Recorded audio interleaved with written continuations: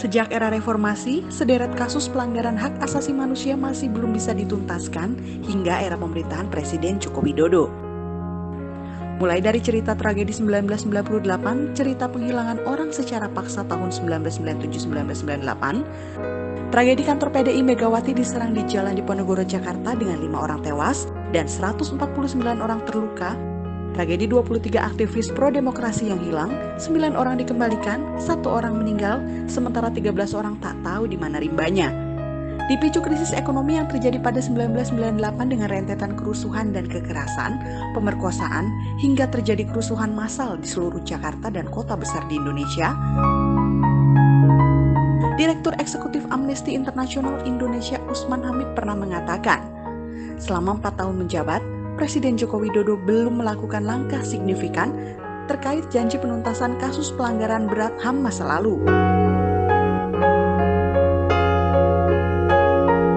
Komisioner Mediasi Komnas HAM RI Hairansyah membenarkan, penanganan kasus-kasus HAM berat memang belum beranjak seperti sebelumnya.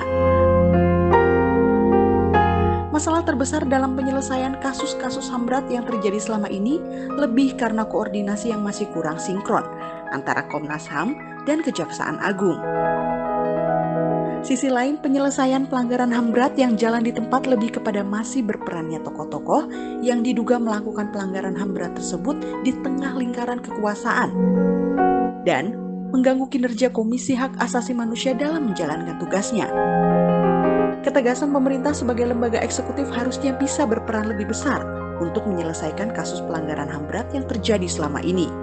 Atau memang, barang penyelesaian pelanggaran HAM berat akan terus digunakan untuk mendulang suara dari pemimpin ke pemimpin negeri ini.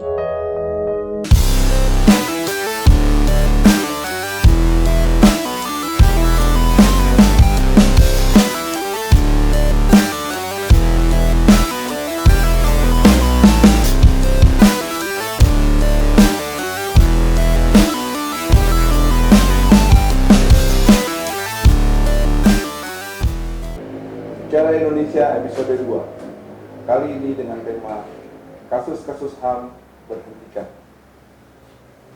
Sahabat Nintendo.id, kasus-kasus HAM selama 2 periode masa jabatan Presiden Jokowi sepertinya ada jalan di tempat, bahkan seperti memasuki ranah gelap setelah dibangun. Sementara pada masa kampanye pemilihan Presiden 2014 lalu, Jokowi berkomitmen akan menyelesaikan kasus-kasus pelanggaran berat HAM masa lalu dan menghapus impunitasnya. Seperti asik dengan isu-isu pelanggaran HAM berat hanya dijadikan kunci pemenangan suara pada masa Pilpres. Selanjutnya seperti diserahkan ke publik yang menilai. Apalagi di masa COVID-19 seperti sekarang, karena pemerintah sedang sibuk menangani pandemi dan perbaikan pertumbuhan ekonomi. Namun kita tidak boleh berhenti mengingatkan kepada pemerintah untuk memperjelas kasus-kasus pelanggaran HAM tersebut. Hadir bersama saya untuk mendiskusikan bagaimana nasib kasus HAM berat seperti kerusuhan Mei 1998, kasus Trisakti, Semanggi 1 dan 2, kasus kehilangan paksa, kasus Talang Sari, kasus Tanjung Priok, dan tragedi 1965. Bersama saya Pak Hariansyah, Koordinator Subkomisi Penegakan Hukum Komisioner Mediasi. Apa kabar Pak Hariansyah? Alhamdulillah baik. Bagaimana kabar penegakan pelanggaran HAM di Indonesia di era Presiden Jokowi 2 periode ini? Selesaikah, terbengkalaikah, atau tidak peduli dengan pelanggaran HAM yang terjadi? Iya, kalau yang terakhir itu statementnya saya kira kalau dibilang tidak peduli sebenarnya tidak juga ya. Tapi bahwa tidak beranjak dari apa yang sudah dilakukan oleh Komnas, tentu itu yang menjadi pertanyaannya.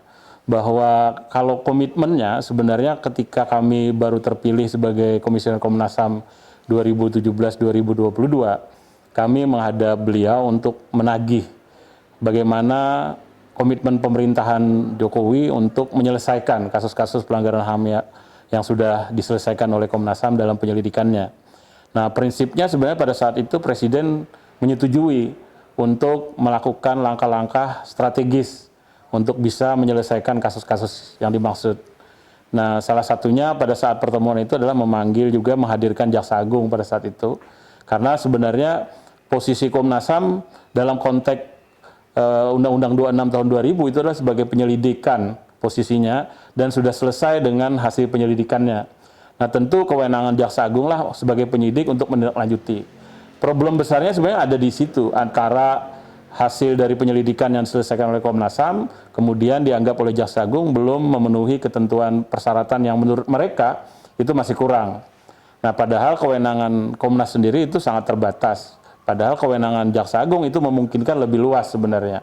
Nah, problemnya saya kira di situ, ada problem hukum, tapi juga ada political will sebenarnya, soal target atau tekad untuk menyelesaikan itu sendiri.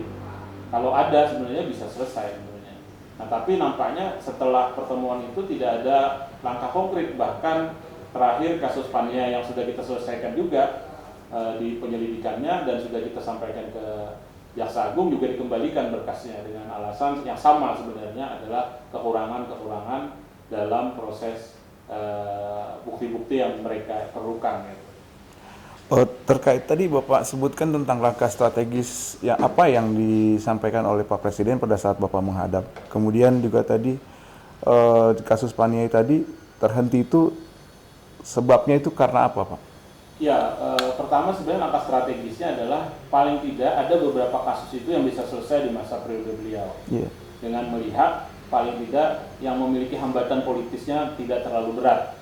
Karena sebenarnya dalam proses penyelesaian kasus pelanggaran HAM berat itu seringkali lebih banyak hambatan politisnya ketimbang hambatan-hambatan yang bersifat teknis. Nah, karena apa? Ternyata misalkan hampir sebagian besar yang para terduga pelaku itu masih ada sampai sekarang misalkan. Dan berada di wilayah-wilayah kekuasaan, apakah itu di partai politik atau di pemerintahan misalkan. Sehingga memang hambatan politis itu yang salah satu yang harus diterobos. Yang kedua adalah soal hambatan teknis.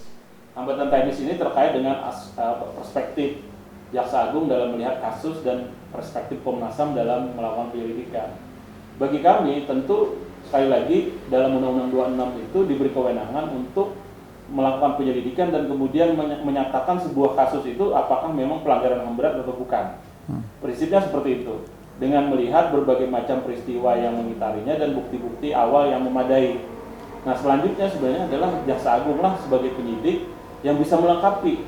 Tapi posisi Jaksa Agung dalam konteks banyak kasus yang terjadi misalkan bukan mengambil langkah sebagai penyidik, tapi lebih menyerahkan proses ini ke arah penyelidikan dulu, menyelesaikannya. Padahal kewenangan kami sebagai Komnas itu dibatasi betul oleh Undang-Undang 26 gitu. Nah, sementara sebenarnya kewenangan jaksa itu ada kewenangan-kewenangan yang memang lebih maksimal bisa dilakukan kalau mau digunakan. Kalaupun Jaksa Agung tidak mau bertindak sendiri sebenarnya, kalau dia ingin memerintahkan kepada penyidik di Undang-Undang 26, penyelidik dalam hal ini Komnas HAM, sebenarnya Jaksa Agung bisa memerintahkan kepada penyelidik untuk meningkatkan melakukan beberapa hal misalkan. Nah, itu yang belum pernah dilakukan. Sementara ini adalah lebih kepada aspek bagaimana teknis penyelesaian kasus ini dilihat dalam aspek yang bersifat pidana secara umum gitu. Padahal kasus-kasus pelanggaran HAM berat ini terkait dengan kejahatan yang luar biasa, extraordinary crime misalkan. Maka pendekatan-pendekatannya juga harusnya luar biasa, tidak cukup hanya dengan mengandalkan bukti-bukti yang bersifat konvensional saja atau pendekatan-pendekatan acara biasa dalam proses pelaksanaannya. Artinya sebetulnya di sini kejaksaan itu merupakan mitra strategisnya Komnas HAM ya Pak? Betul, di dalam Undang-Undang 26 disebutkan seperti itu karena kami hanya melakukan penyelidikan. Penyidikan itu selanjutnya dilakukan oleh Kejaksaan Agung sampai ke penuntutan. Ada 51 kasus pelanggaran HAM terjadi selama 2019. Menurut rilis Komnas HAM dengan pelanggaran berupa penggusuran paksa, perampasan lahan, pelanggaran hak buruh, hak sebagai pemeluk agama, hingga kegagalan pemerintah mengelola sistem jaminan sosial yang dibebankan pada rakyat melalui peningkatan iuran BPJS. Bagaimana penanganan pemerintah untuk kasus-kasus ini, Pak? Silakan. Iya, pertama kalau kita membuat kategori dalam kewenangan dan fungsi Komnas HAM, memang pertama di struktur Komnas HAM itu ada yang namanya subkomisi pemajuan, ada subkomisi penegakan HAM. Nah, dalam konteks penegakan HAM itu paling tidak ada dua perspektif yang dilakukan. Ada yang proses mediasi HAM, ada juga yang pemantauan dan penyelidikan. Nah, dalam 51 kasus yang sudah pernah ditangani itu rata-rata adalah bagian dari proses pengaduan yang disampaikan ke Komnas HAM, yang kemudian kalau kita kategorisasi itu ada beberapa hak tadi yang disebutkan, misalkan terkait dengan soal hak masyarakat untuk mendapatkan tempat tinggal, terkait dengan penggusuran, kemudian yang terkait juga dengan hak atas keadilan, hak atas kesejahteraan, hak atas rasa aman misalkan.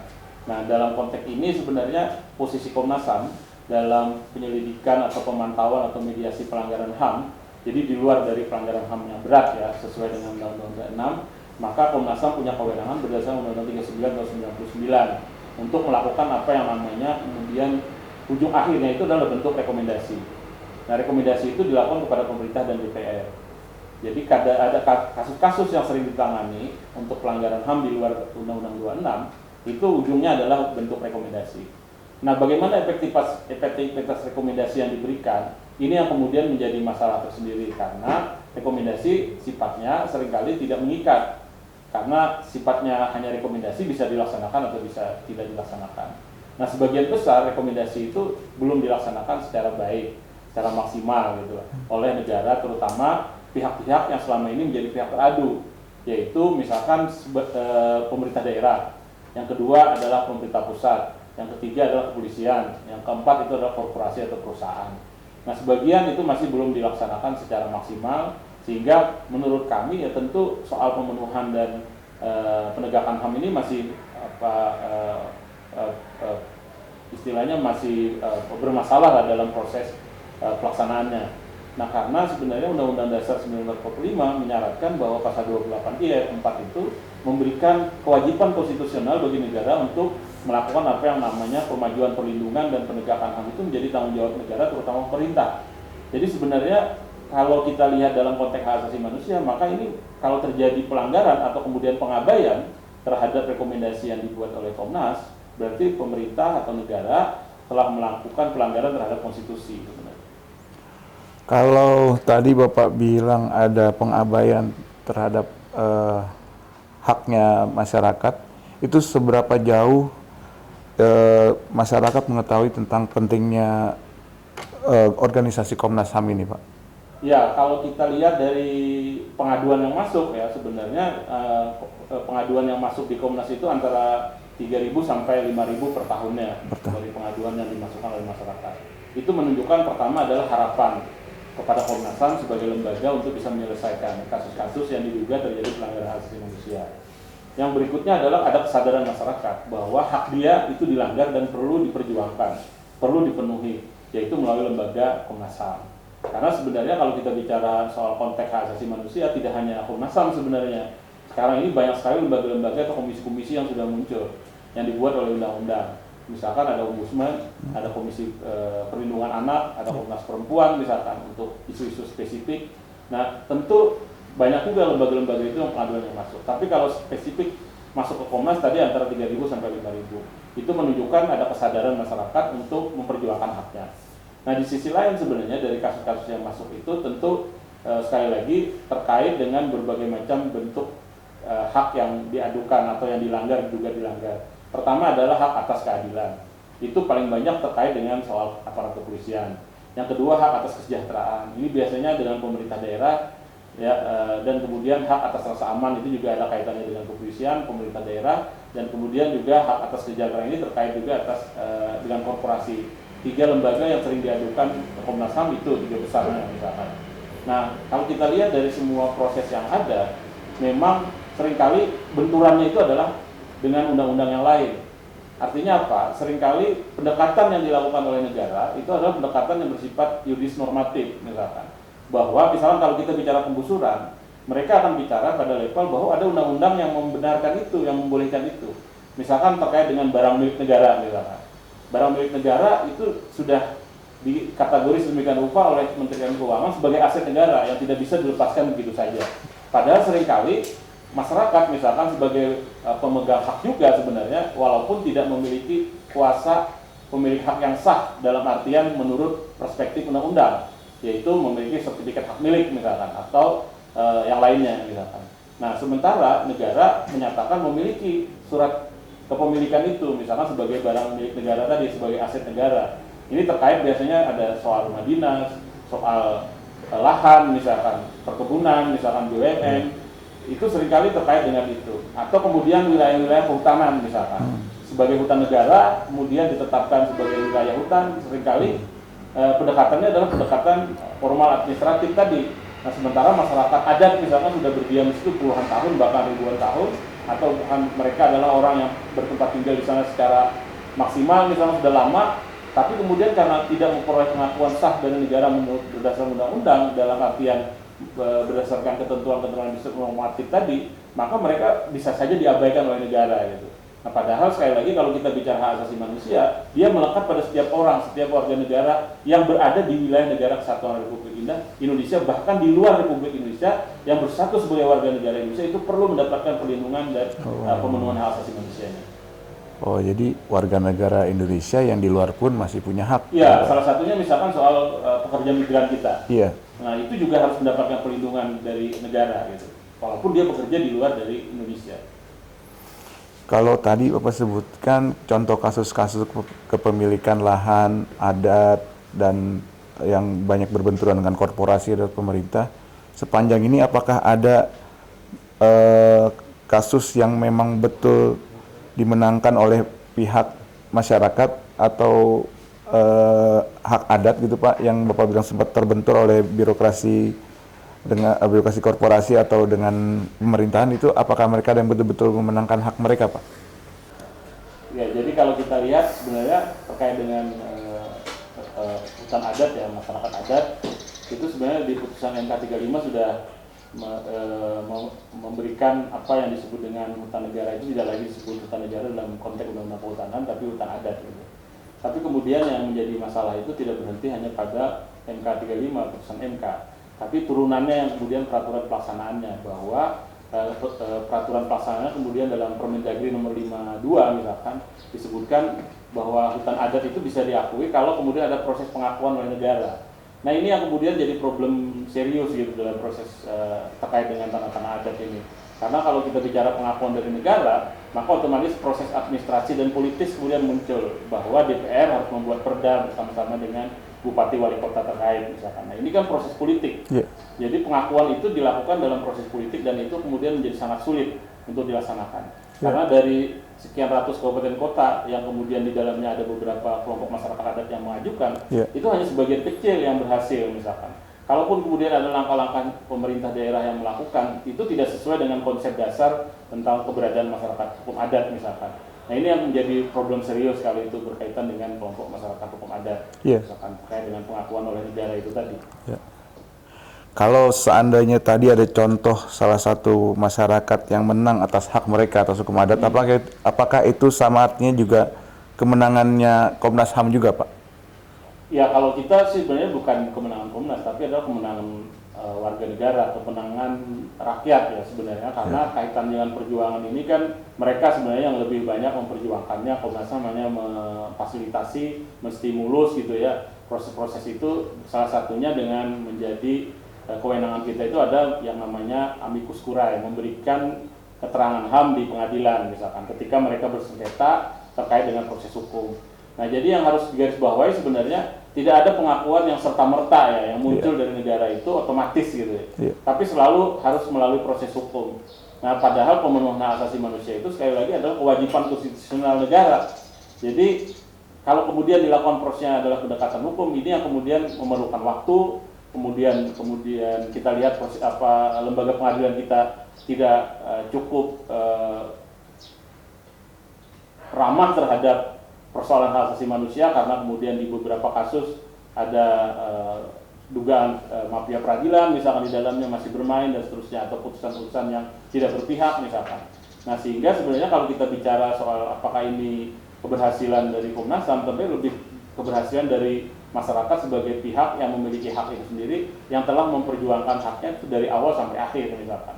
Jadi bagi kita adalah dengan fungsi tadi ya, kita menerima pengaduan, kemudian memproses pengaduannya, melakukan pemantauan, penyelidikan, membuat rekomendasi, bahkan memberi keterangan di pengadilan dalam bentuk amicus curiae tadi. Itu saja sebenarnya yang bisa dilakukan oleh Komnas. Selebihnya sebenarnya tergantung bagaimana resistensi masyarakat untuk bisa bersatu dan kemudian juga memperjuangkan hak mereka. Itu yang menjadi kuncinya. Pak Heriansyah, tuntutan para aktivis HAM kepada pemerintah dan DPR RI untuk segera melakukan revisi atas Undang-Undang Nomor 26 Tahun 2000 tentang Pengadilan HAM agar dapat secara lebih efektif menjadi landasan hukum baik bagi penyelesaian kasus-kasus pelanggaran HAM berat secara yudisial. Sampai di mana prosesnya, Pak?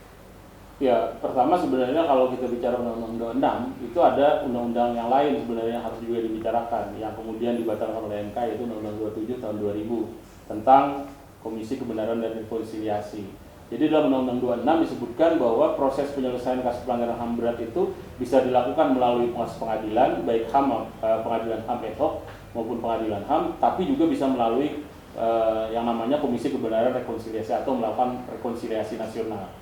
Nah, tapi kemudian Undang-Undang 27 2000 itu dibatalkan oleh Mahkamah Konstitusi karena dianggap tidak memenuhi beberapa persyaratan hukum internasional terkait dengan hak asasi manusia. Itu yang kemudian saya kira menjadi persoalan serius.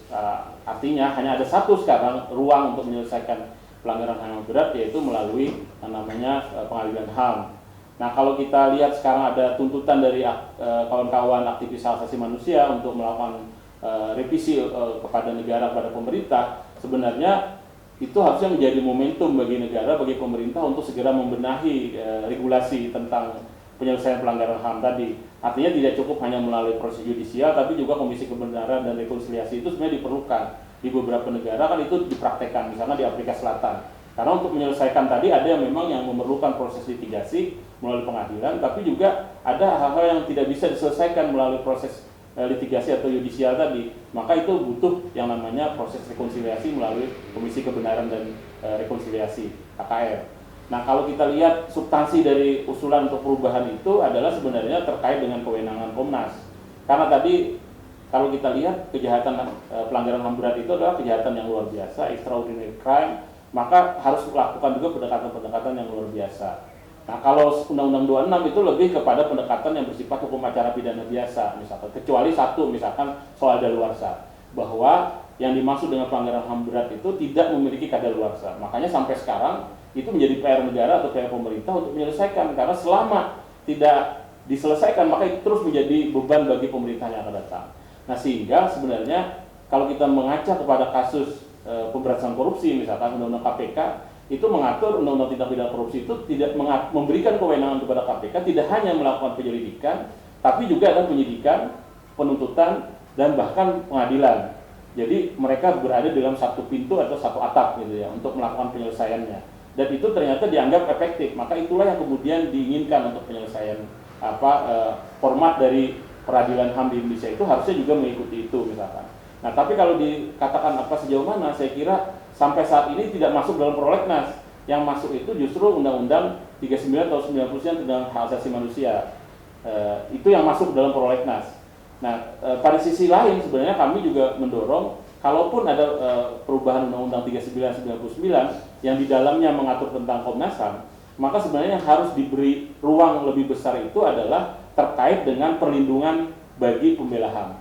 Apa yang dimaksud dengan pembela HAM? Karena kalau kita tahu sekarang yang namanya pembela HAM itu bisa siapa saja, bisa aktivis, bisa jurnalis, bisa masyarakat sebagai pihak yang menjadi korban, bisa juga yang lainnya yang selama ini berbicara tentang hak asasi manusia, memperjuangkan hak asasi manusia.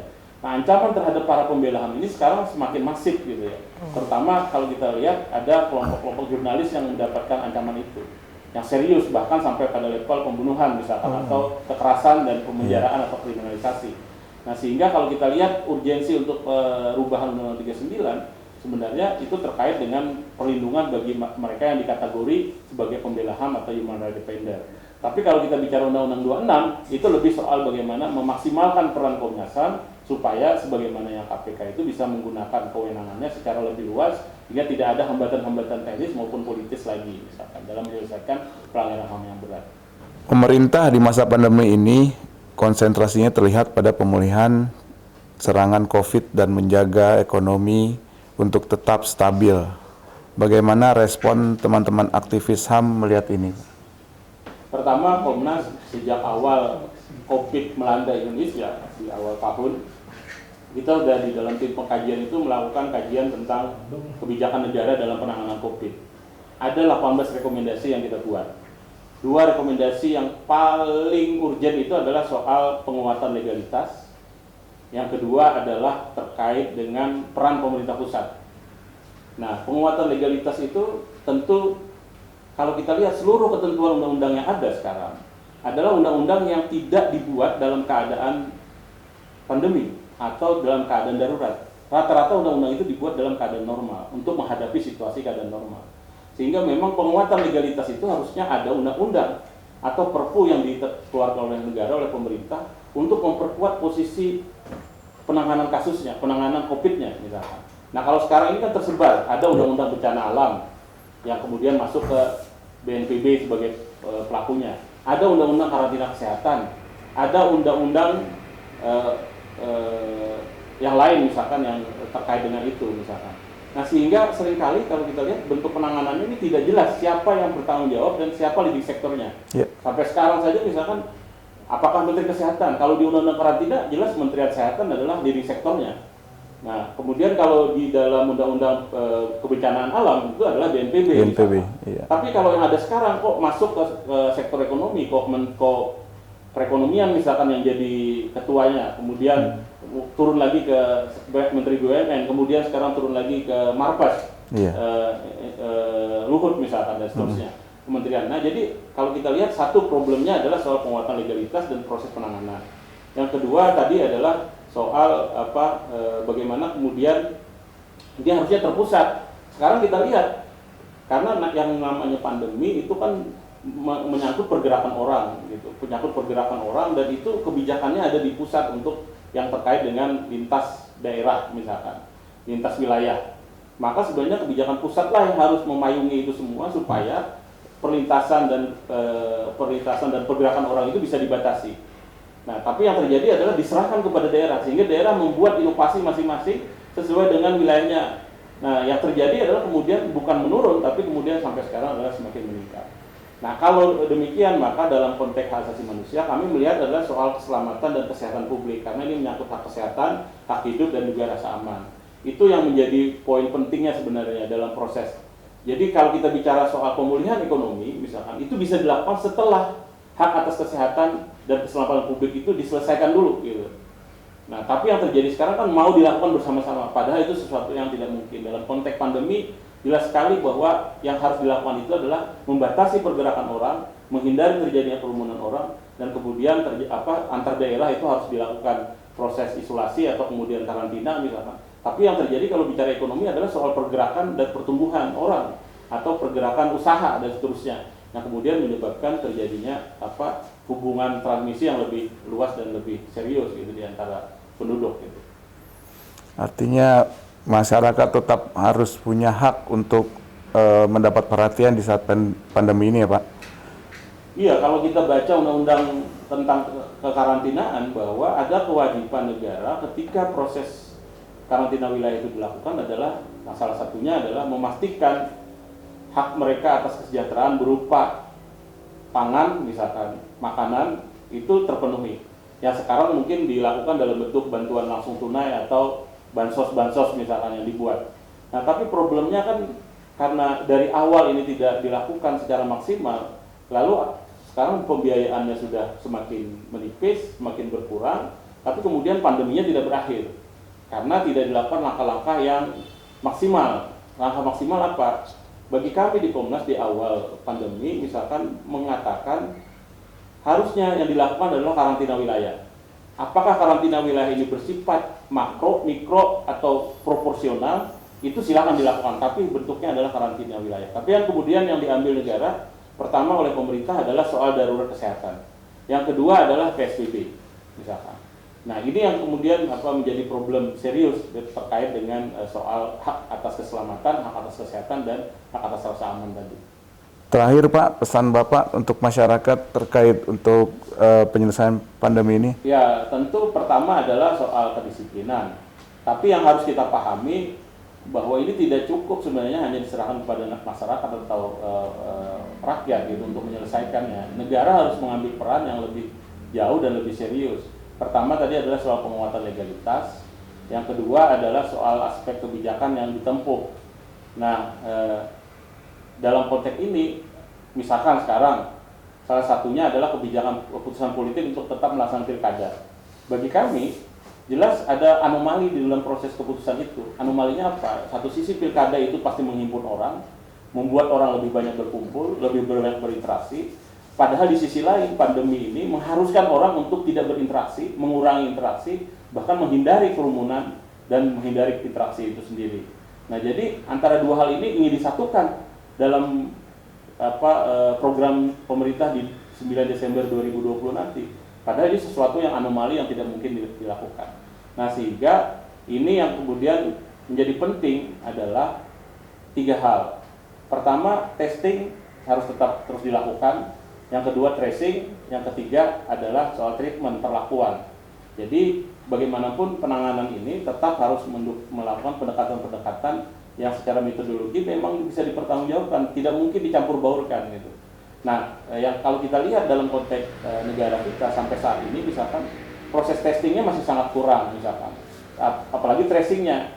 Nah, kalau soal 3M itu sudah menjadi kewajiban, tapi soal treatmentnya atau perlakuannya itu yang kemudian menjadi penting.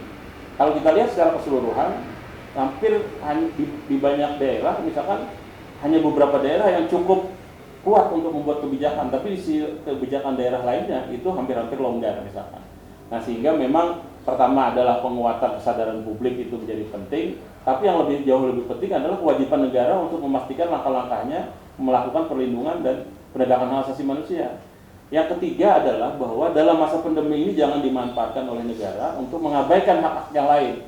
Hak atas kesehatan itu memang hak yang paling utama, tapi juga hak-hak yang lain harus dipastikan terpenuhi. Apa itu hak-hak yang lain? Bahwa ada kasus-kasus pelanggaran hak asasi manusia yang terus terjadi, yang harusnya pemerintah juga menahan diri untuk melakukan tindakan-tindakan yang berakibat terhadap pelanggaran itu sendiri. Misalkan begini, sekarang infrastruktur pembangunan di beberapa tempat itu masih terus berjalan, padahal dampak dari pembangunan infrastruktur itu juga ada terjadi dengan penggusuran lahan misalkan, ya, terkait dengan kebutuhan lahan warga dan seterusnya. Kemudian juga ada kasus perkebunan dan seterusnya, investasi di pariwisata dan seterusnya, yang menyebabkan lahan-lahan warga ini juga terdampak dari investor ini atau investasi itu sendiri. Nah, dengan demikian seharusnya kalau memang ini mau menangani pandemi, maka kasus-kasus infrastruktur ini sebenarnya juga harus direm juga untuk diprioritaskan mana yang bisa dilakukan supaya warga tidak berhadapan dengan pandemi plus dengan kemungkinan dia hilangnya atas pekerjaan, atas hak dia untuk mendapatkan kesejahteraan, hak dia untuk mendapatkan keadilan. Itu saya kira. Baik, Pak Haryansyah, terima kasih atas kesediaannya hari ini. Bicara Indonesia episode 2 kali ini membicarakan tentang kasus-kasus HAM. Dalam masa pandemi COVID ini, pemerintah atau negara harus tetap memperhatikan hak-hak warganya sebagai hak asasi manusia. Terima kasih.